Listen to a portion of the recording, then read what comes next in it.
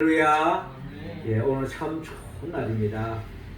계속 비가 왔었는데 오늘 이 주일은 또 우리가 주의 전으로 나오기에 조금도 불편함 없이 화창한 마음으로 주의 전에 나와 예배 드릴 수 있도록 하나님께서 인도해 주셨습니다. 이 시간 우리 예배를 통하여 하나님께서 친히 영광받고 계실 줄로 믿습니다. 하나님께는 영광이요 우리 모두에게는 영과 진리로 드리는 우리의 심령 속에 하나님의 은혜와 은총이 충만히 깃들여서 우리 일상 속에서 하나님의 나라를 맛보고 또 영원한 천국을 꿈꾸며 매일매일 하나님의 나라를 전파하며 살아가는 우리 모두가 되기를 주의 이름으로 축원합니다. 똑같은 시대에 똑같은 환경에 살지만은 어떤 사람은 그 속에서 감사와 기쁨이 넘치는 그런 삶을 일상 속에 보내는 사람이 있는가 하면 똑같은 시대에 똑같은 환경에 살고 있지만 그 속에서 원망과 불평을 늘어놓는 사람들로 있는 것을 볼 수가 있습니다. 똑같은 시대 속에 똑같은 환경 속에 어떤 사람은 감사가 넘치고 어떤 사람은 불평이 넘치는 그 차이점은 어디에 있는가?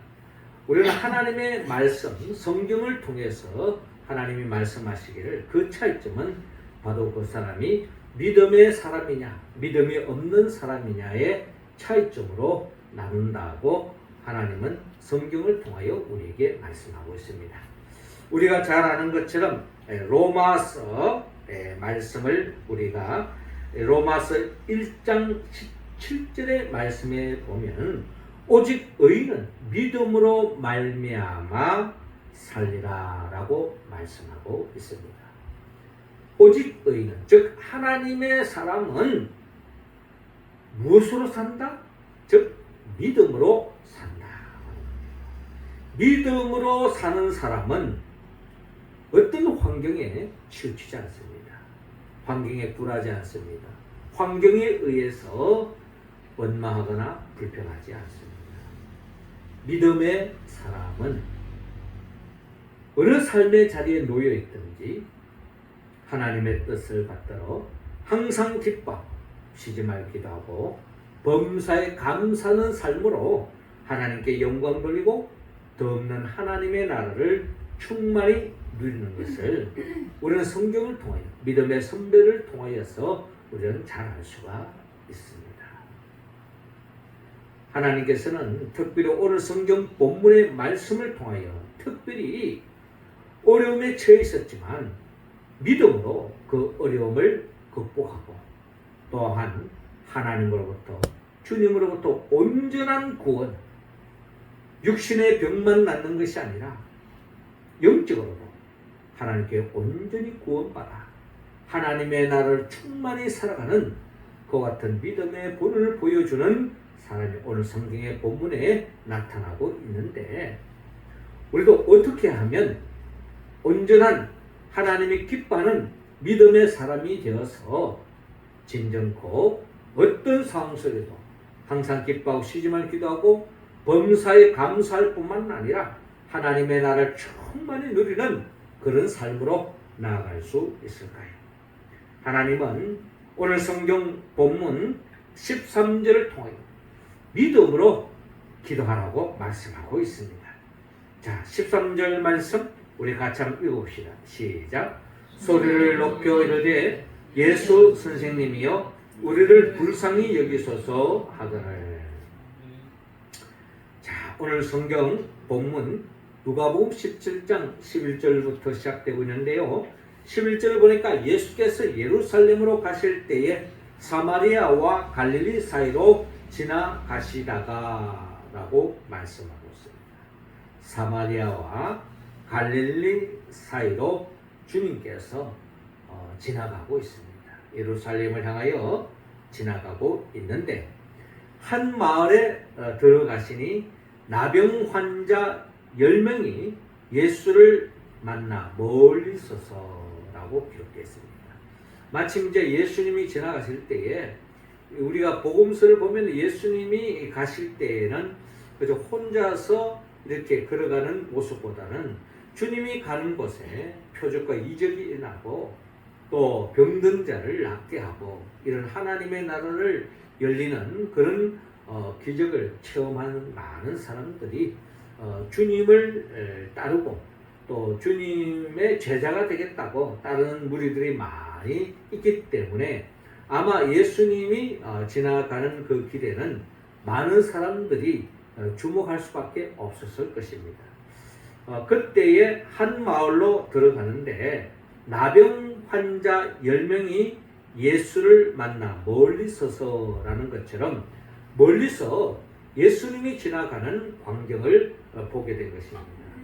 아마도 이들은 예수님이 지나가신다는 것을 왜 사람들이 저렇게 몰려다니나라고 하는 그런 시선이 아니라 이미 예수님께로 나아가면 어떤 질병도 나을 수 있다라고 하는 그런 소문을 들었고 그런 소문을 들은 때에 많은 사람들이 나타나는 반응은 진짜일까?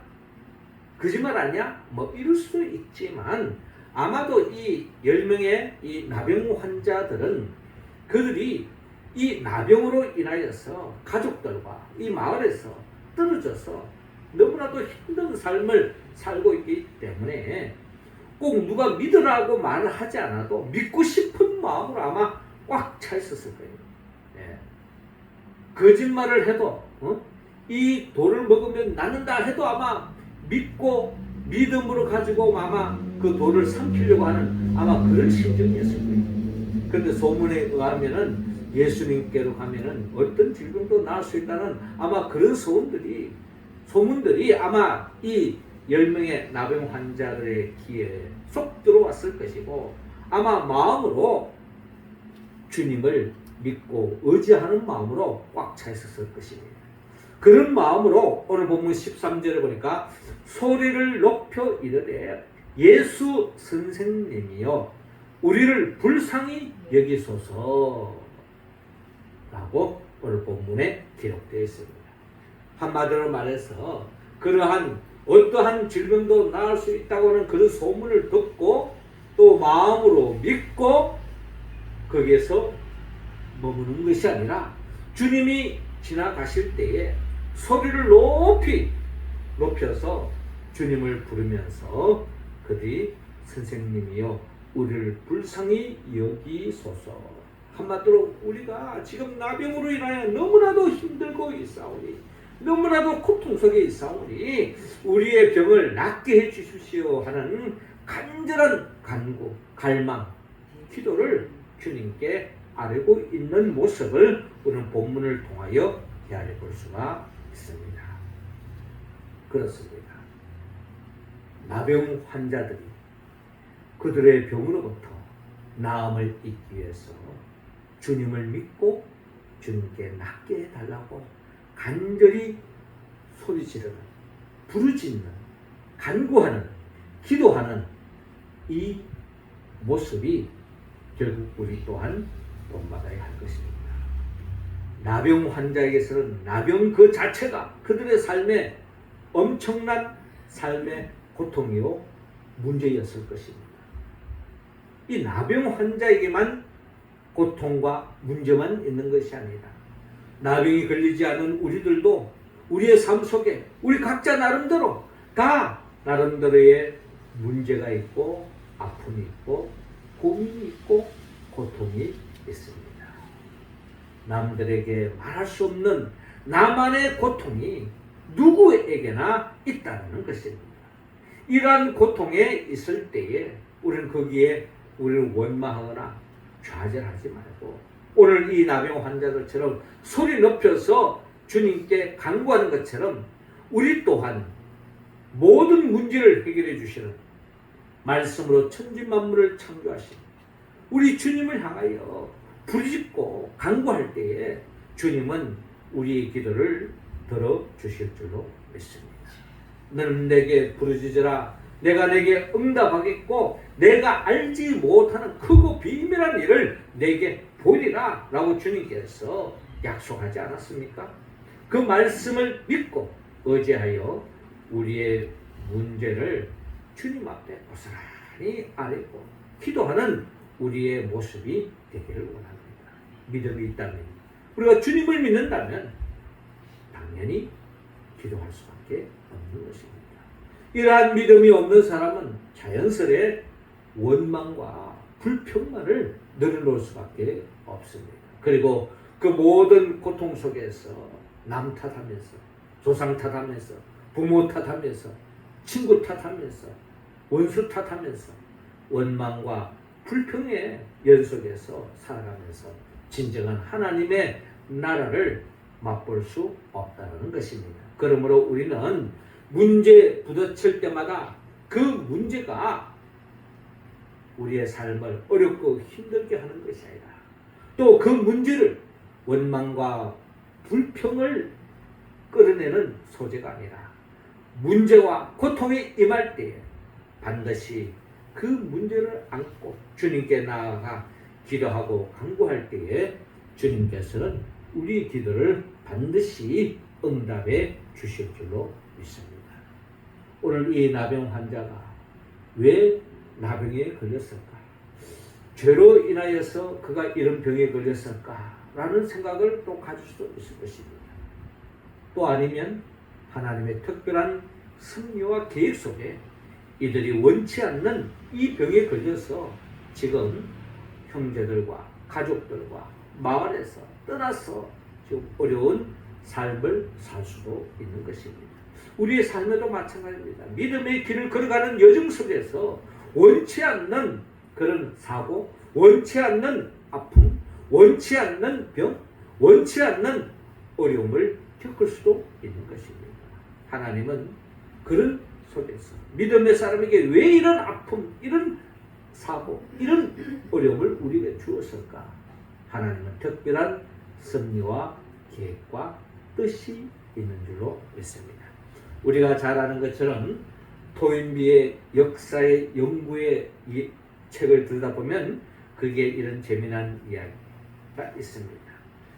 북태평양에 가면 청어를 잡을 수 있는데 그 많은 청어들을 실어서 영국의 어부들이 잡아오면은 거기다가 이 청어들이 잡을 때는 싱싱한 청어지만은 잡고 오면은 거기가 죽을 수밖에 없는 거예요. 그 시들시들해지고 또 이미 죽었고 그런 죽은 생선을 팔았을 때는 온전한 값을 받을 수가 없는 것입니다. 그러나 싱싱한 청어를 잡아오면은 엄청난 가격으로 판매할 수 있다는 것입니다. 그래서 어부들이 생각 끝에 이 청어를 잡아서 이 청어를 가둔 그 어항에다가 천적이라고 할 수 있는 메기를 집어넣는다고 합니다. 그러면은 이 청어가 이 메기들에게 안 먹히려고 그냥 긴장하면서 계속 살아 움직인다고 합니다. 그러면은 몇 마리는 물론 메기의 먹거리가 되겠죠. 그러나 대다수의 청어들은 싱싱한 채 본국으로 가져와서 아주 값비싸게 팔아서 유익을 얻었다라는 그런 이야기가 있습니다. 우리의 삶에도 매기와 같은 그런 나름대로 우리가 원치 않는 그 같은 걸림돌, 장애물, 또한 어려움이 우리 삶 속에 배열되어질 수가 있습니다. 하나님은 때로는 그런 것을 우리의 삶 속에 의도적으로 배열하기로 합니다. 그것은 우리를 괴롭히고 우리를 고통 속에 우리를 힘들게 하는 것이 아니라 그런 어려움이 있을 때마다 믿음으로 주님을 바라보고 주님을 의지하고 기도하여서 어려움을 극복하면서 더없이 하나님의 나라를 이 땅에서 불완전하지만 아직까지 부조리로 가득 찬 이 세상이지만 이 세상 속에서 하나님의 나라를 침노하며 하늘나라를 맛보도록 하기 위해서 주님께서는 그런 어려움을 우리의 삶 속에 배열해 두신다는 것입니다. 이러한 주님의 마음을 읽고 결국 우리가 어떠한 삶의 자리도 원망하거나 불평하거나 좌절하지 말고 우리 모든 문제를 해결해 주시는 주님 앞에 간구하고 기도하여서 문제 해결함을 받는 그 진정한 구원을 맛보는 믿음의 사람 다 될 수 있기를 주의 이름으로 축원합니다. 이어 주님은 오늘 본문 14절을 통하여서 믿음으로 순종하라고 말씀합니다. 14절 말씀 우리 같이 한번 읽겠습니다. 시작. 보시고 이르시되 가서 제사장들에게 너희 몸을 보이라 하셨더니 그들이 가다가 깨끗함을 받은지라. 아멘. 자, 이어지는 본문 14절 말씀에 보니까 보시고 이르시되, 자, 주님은 이 10명의 문둥병자들이 간구하는 소리를 먼저 들으셨겠죠. 들기 때문에 그들을 주목하게 되었습니다. 그들을 보게 된 거예요. 그리고 주님은 그들을 불쌍히 여겼습니다. 긍휼히 여겼습니다. 그리고 그들을 사랑하는 마음으로 주님께서 말씀합니다. 가서 제사장들에게 너희 몸을 보이라 라고 말씀합니다. 자, 이 문둥병자들이 제사장에게 몸을 보이려고 하면은 자기 몸이 깨끗하게 나음을 입었을 때야만이 그들이 제사장에게 찾아가서 우리가 그동안 문둥병으로 아주 고통 세월을 보냈지만 하나님 은혜를 깨닫게 되었습니다. 확인해 주세요 하고 확인되어서 제사장이 나은 것이 확인되어졌을 때에 그들이 다시 마을로 들어갈 수 있고 또 가족들과 함께 살 수 있는 그 같은 길이 열린다는 겁니다. 이 제사장에게 통과되지 않고 허락받지 않고 마을로 들어간다든지 가족에게 가다가는 결국 동네 사람들에게 돌에 맞아 죽을 수밖에 없는 그런 현실입니다. 자, 이런 상황 속에서 주님께서 이 10명의 문둥병자들에게 가서 제사장들에게 너희 몸을 보이라 라고 말합니다. 아마 이렇게 말씀하셨을 때에는 아마 그들의 몸이 온전히 낫지 않았을 거예요. 그런데 주님의 말씀을 그대로 아멘으로 받아들이고 주의 말씀에 의지하여서 그들이 제사장에게 달려갈 때에 그때 어떤 일이 나는가 하니 오늘 본문 14절 하반절을 보니까 그들이 가다가 깨끗함을 받은지라 라고 말씀합니다. 그들이 갔다라고 하는 말은 주님의 말씀을 그대로 믿고 순종하며 나아갔다는 것입니다. 주님을 믿지 않았다면, 의심했다면 아마 제사장에게 달려가지 않았을 거예요. 달려가지 않은 사람은 결국에는 낫지도 않았을 것입니다. 주님의 말씀은 아멘 그대로 믿고 순종하며 달려갔다는 것입니다. 그 결과는 결국 가는 도중에 나음을 입었다. 깨끗함을 받게 되었다는 것이 오늘 성경의 본문을 통하여 우리는 헤아려 볼 수가 있는 것입니다. 그렇습니다. 우리는 주의 말씀에 순종할 때에, 믿음으로 순종할 때에 구원을 맛볼 수가 있습니다. 믿음으로 순종할 때에 하나님의 나라의 복을 얻을 수가 있다는 것입니다. 우리가 잘 아는 이스라엘 백성들이 여리고를 점령할 때에 그들의 하나님께서 여리고 성을 그들이 함락하려고 할 때에 여리고 성을 돌아라 하고 말씀하셨습니다.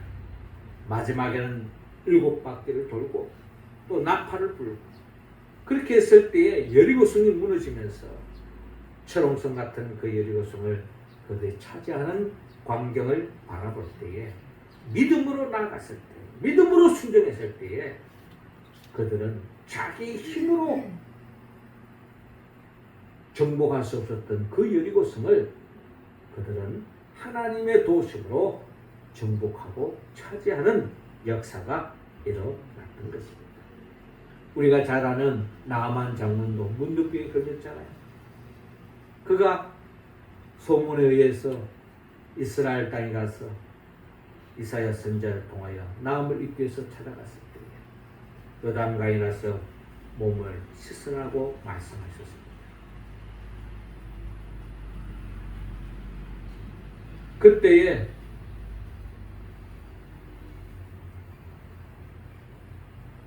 이 나만 장군은 자신의 고국에도 이 요단강보다 더 좋은 강이 많이 있는데 왜 나를 이 요단강 가에 가서 씻으라고 하느냐. 나름대로 좀 기분이 상했던 것 같습니다. 집으로 돌아가려고 할 때에 그의 부하들이 말합니다. 이사야 선지자 하나님의 종이 그렇게 말씀했을 때는 나름대로 이유가 있을 것입니다.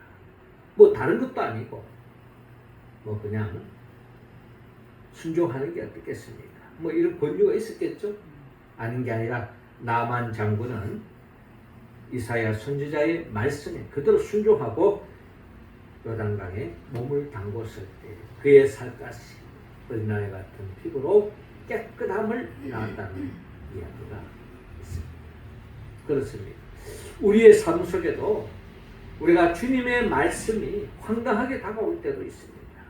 너무나 비합리적이고 비과학적이고 비논리적이고 비정서적이라고 할지라도 주님 말씀을 하면 그대로 믿고 의지하며 나아갈 때에 주님께서는 거기에 엄청난 치유 역사, 축복의 역사, 창조의 역사를 일으켜 주신다는 것을 오늘 우리 성경의 본문을 통하여 우리는 헤아릴 수가 있습니다. 우리는 주님을 믿기에 주님의 말씀대로 살면 우리는 결국 최고의 승리의 삶으로 나아갈 줄로 여러분 믿으시기 바랍니다. 요즘 우리가 세상을 둘러보면요, 곳곳에서 전쟁의 소식이 끊이지 않습니다. 오늘날 이 시대는 나라와 나라 간의 전쟁으로 끝나지 않습니다.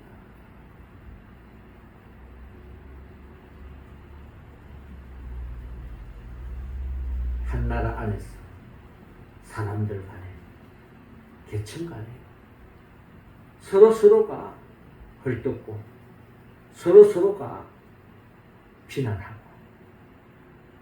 그런 세상으로 오늘날 전락되고 말았습니다. 한치 앞을 내다볼 수가 없습니다. 다 자기 살궁리를 찾고 있습니다. 남 돌아볼 형편도 없습니다. 그래서 누군가 요즘 시대는 각자 도생의 시대다라고 말합니다.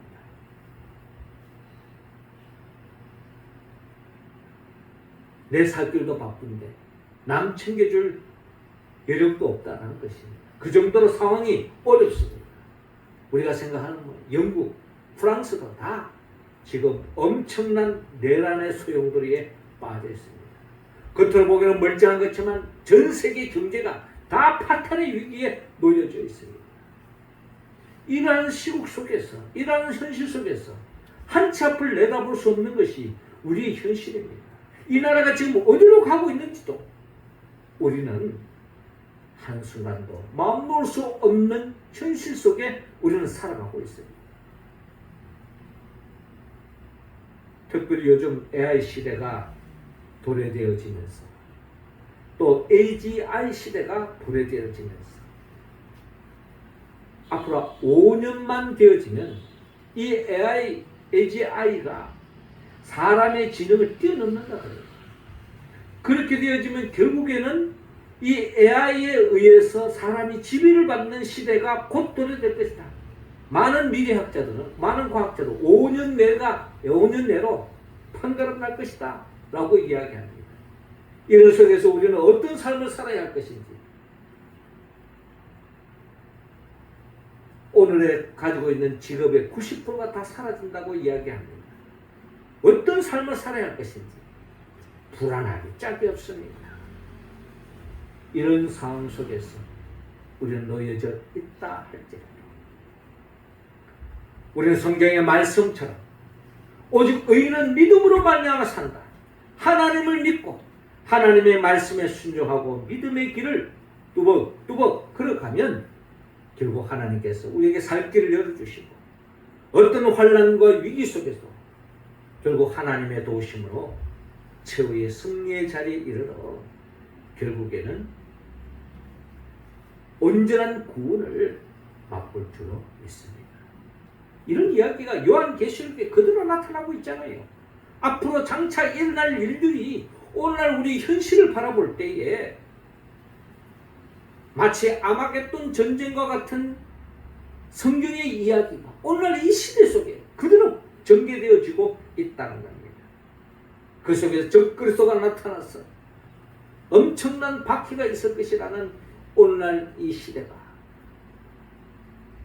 우리의 시대 속에 곧 펼쳐지지 않을까 하는 염려 속에 놓여져 있다 할지라도 끝까지 주님을 바라보고 주님을 의지하고 주의 말씀대로 순종하며 나아갈 때에는 결국은 온전한 구원을 맛볼 줄로 믿고 오늘 이 10명의 문둥병자처럼 주님의 말씀에 그대로 순종하여서 최후의 승리를 얻는 온전한 구원의 반열에서는 우리 모두가 되기를 주의 이름으로 축원합니다. 마지막 세 번째로 믿음으로 감사하라 라고 말씀하고 있습니다. 17절 말씀 우리 같이 읽겠습니다. 시작. 예수께서 대답하여 이르시되 10사람이 다 깨끗함을 받지 아니하였느냐? 그 9은 어디 있느냐? 아멘. 오늘 보면 15절을 보니까 자 이렇게 10명의 문둥병자가 주님께 간구하고 주의 말씀에 순종함으로 제사장에게 가기도 전에 나음을 입었어요. 그래서 제사장에게 보여주었더니 이제 우리와 함께 살아도 된다.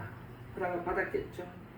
자 그런 와중에 15절에 그 중에 한 사람이 자기가 나은 것을 보고 큰 소리로 하나님께 영광을 돌리며 돌아왔어. 그러니까 이 말씀은 결국 10명이 다 나음을 받았는데 여기까지는 좋았어요. 그래서 그 9명은 다 자기 동네로 자기 집으로 찾아갔겠죠.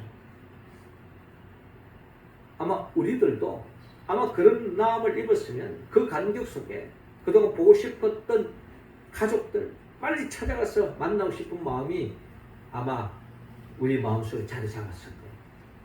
충분히 저는 이런 사람들을 이해합니다. 그런데 유독 한 사람, 그 중에 한 사람이 자기가 낳은 것을 보고 큰 소리로 하나님께 영광을 돌렸다. 하나님께 영광을 돌렸다는 거예요. 자기가 잘나서가 아니라 하나님의 은혜다. 하나님의 은총을 감사하면서 그는 하나님의 아들 주님께로 달려갔습니다. 16절에 예수의 발 아래에 엎드려 감사하니 그는 사마리아 사람이다 라고 말씀합니다. 주님의 발 앞에 엎드려 감사합니다 하면서 주님의 은혜에 감사하고 있는 사마리아 사람을 볼 수가 있습니다. 여기서 말하는 사마리아 사람을 꼭 기록한 목적이 뭘까요? 그 당시 그 많은 대다수의 유대인들은 다 제갈 길로 갔다는 겁니다. 가족 만나러 가고 또 충분히 또 우리도 그럴 수도 있겠죠. 그런데 여기 사마리아 사람이라고 하는 것은 유대인들이 천대시하는 사람들입니다. 그럼에도 불구하고 그에게는 나의 이 나음은 오직 주님께로 왔다라는 그 믿음을 가지고 주님께 와서 영광 돌리고 감사하고 있는 이 사람을 오늘 성경은 주목하기를 원합니다.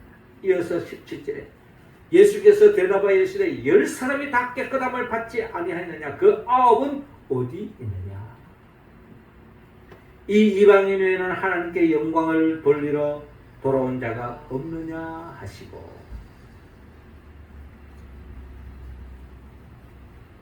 19절에 그에게 이르되 일어나 가라. 내 믿음이 너를 구원하였느니라 라고 말씀하고 있습니다. 일어나 가라. 이제 가라. 이제 네 가족들도 만나야지. 또 마을로 들어가야지. 이제 행복하게 살아라. 라고 하는 주님의 말씀입니다. 그때 주님은 내 믿음이 너를 구원하였느니라 라고 말씀합니다. 네가 오늘 이렇게 나은 것은 너의 믿음이다. 오늘 주님이 주목하는 이 믿음은, 주님이 원하는 믿음의 사람은 어떤 특징을 가지고 있느냐? 10명의 문둥병자들처럼 문제가 있을 때에 그걸 원망하거나 불평하지 않고 주님께 기도하는 사람이라는 거예요. 그 다음 기도하는 것만 끝나지 않고 주님의 말씀이라면 그대로 순종했다는 겁니다. 그런데 주님이 주목하는 진정한 믿음의 사람의 또 하나의 중요한 특징이 하나 있는데, 그것은 바로 감사하는 마음을 가졌다는 겁니다. 주님의 은혜에 감사하는 마음. 이게 바로 온전한 믿음을 가진 사람의 특징이라는 겁니다. 오늘 성경에 보면 구원이라는 말이 많이 나오는데, 이 9명이 받았던 구원은 육신의 몸, 문둥병으로부터 낫는 구원을 말하고 있습니다. 병이 낫다는 은혜를 받는 거죠. 그런데 이 한 명, 사마리아 이 한 명, 감사했던 이 사람이 받았던 이 구원은 육신의 몸만 구원받은 것이 아니라 내 영혼도 구원함을 받았다라고 하는 말씀으로 우리는 주목해야 할 것입니다. 우리가 믿음의 길을 걸어갈 때에 단순히 물질적인, 또 육체적인, 정신적인 구원을 얻는 것, 그 구원을 받지 못한 사람보다는 한마디로 더 없는 축복이죠. 그러나 성경이 원하는, 주님이 주고자 하는 진정한 구원은 단순히 육적인, 정신적인, 물질적인 차원을 뛰어넘어 영적인 구원에까지 이르기를 원합니다. 주님이 원하는 믿음을 가진 사람은 어떤 특징이 있다? 그 사람은 기도하는 사람이다. 순종하는 사람이다. 무엇보다 주님이 주신 것에 대하여 감사하는 마음을 잃지 않고 있다. 이것이 바로 오늘 주님께서 오늘 본문을 통하여 우리에게 이 믿음의 본을 본받아라 라고 오늘 본문을 통하여 우리에게 말씀하고 있는 것입니다. 우리도 이 믿음의 소유자가 되어질 때 어떠한 삶의 자리에서도 항상 기뻐할 수 있고 쉬지 말고 기도할 수 있고 범사에 감사할 수 있다. 저는 이번 주간에 지난 주간이었죠. 추석 연휴를 보내면서 한 편의 영화를 보게 됐습니다. 그 영화 참 감동적이었는데 그 내용 속에 이런 글귀가 있었습니다. 네가 진정 행복하고자 한다면 네 주위를 둘러봐라. 네 주위에 있는 것에 감사해라. 그러면은 어떤 상황 속에서도 행복한 삶을 살 수 있다. 뭐 그런 이야기예요.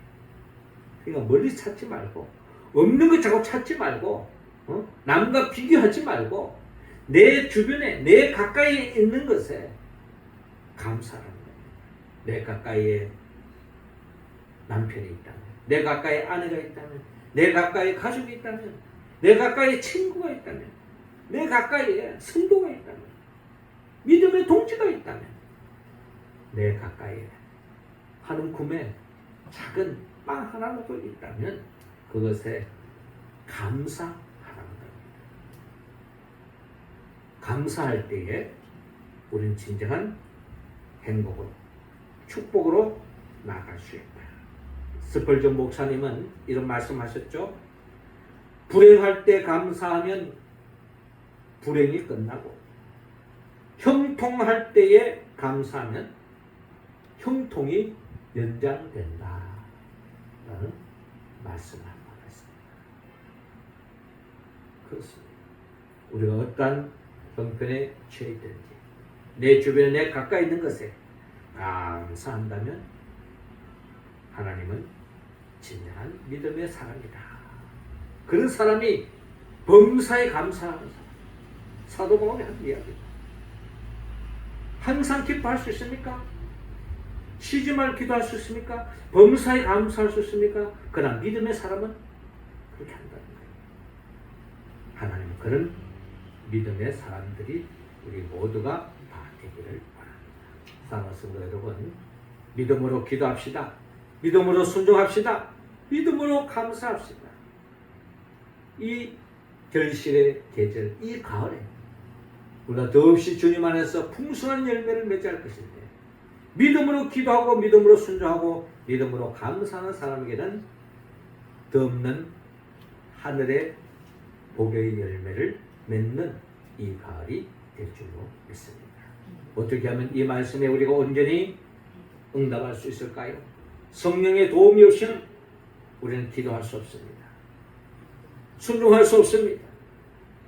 감사할 수 없습니다. 성령이 도와주셔야 됩니다. 성령은 예수 그리스도의 영입니다.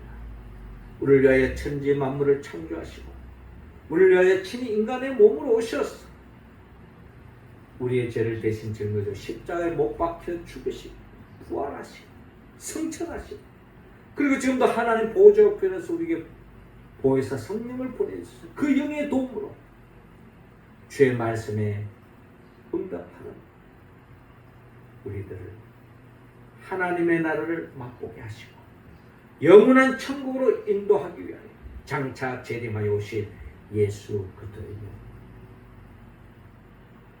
그 성령의 도우심으로 말미암아 믿음으로 기도하고 믿음으로 순종하고 믿음으로 범사에 감사하여 더없이 하나님께 영광 돌리고 이 가을에 풍성한 열매 맺는 우리 모두가 되기를 주의 이름으로 축원합니다. 기도드리겠습니다. 하나님 아버지, 이 시간 우리 각자 한 사람 한 사람에게 성령의 기름을 부어 주옵소서.